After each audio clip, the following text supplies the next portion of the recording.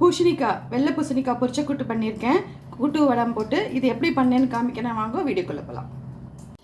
நான் இன்றைக்கி பூசணிக்காய் வச்சு ஒரு கூட்டு சொல்லித்தரேன். இந்த கூட்டு எல்லாருமே பண்ணுறது தான். நான் எப்போவுமே சொல்கிற மாதிரி தான், சின்ன சின்ன மாற்றங்கள் தான் இருக்கும்.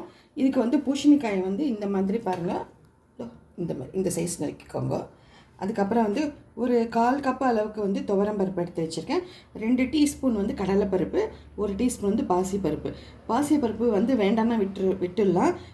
கூட்டு நல்லா சேர்ந்து வர்றதுக்காக தான் இது சேர்க்குறோம்.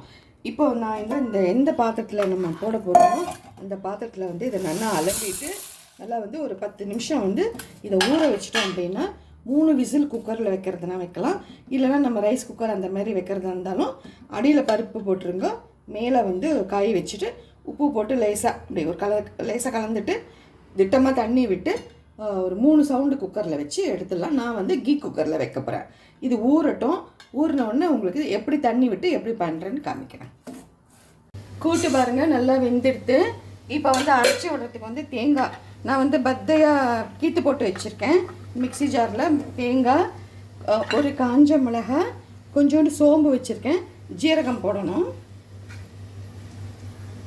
சோம்பு 1/4 டீஸ்பூன் போட்டதே தெரியாமல் போடணும். ஜீரகம் மட்டும் 1 டீஸ்பூன் போட்டுக்கோங்க.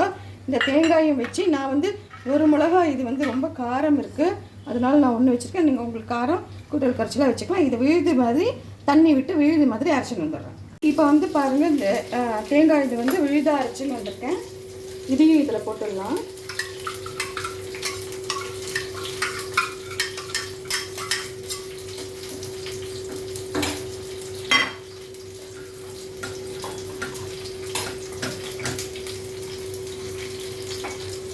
இதுக்கு சுவைக்கேற்க உப்புகள். இப்போ நான் இந்த கூட்டு வடம் எடுத்து வச்சுருக்கேன். இப்போ மழை காலத்துக்கு ரொம்ப யூஸ்ஃபுல்லாக இருக்கும்னு வெயிலில் போட்டு வச்சது. இதை இதில் பொரிச்சு வச்சுருக்கேன். அதை இதில் போட்டுடுறேன். போட்டுட்டு இந்த கப்பையும் அலம்பி இந்த தண்ணியும் அதில் விட்டுருங்க. ஒரே ஒரு கொதி விட்டால் போதுமானது. பூசணிக்காய் பொரிச்ச கூட்டு பண்ணியிருக்கேன். எப்படி இதை பண்ணி பாருங்கள், ரொம்பவே நல்லாயிருக்கும். கூட்டு வடம் போட்டு பண்ணியிருக்கேன்.